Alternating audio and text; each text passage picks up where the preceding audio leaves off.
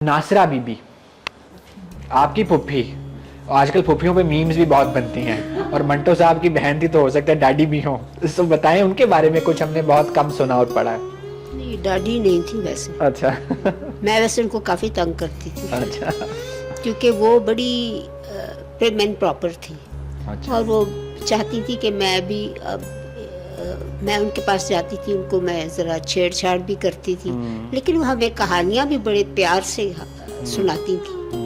हम उनके पास बड़े शौक से बैठकर कहानियाँ भी सुनते थे और वो अब्बाजान की भी काफ़ी बताती रहती थी बातें कि इतना शरारती था हमारा भाई। और एक दिन कहती हैं कि मेरे पीछे ना एक मरा हुआ सांप लेकर आ गए और मेरे पीछे पीछे पीछे भाग रहे थे और कहते मैं खौफ से मेरा बुरा हाल हो रहा था।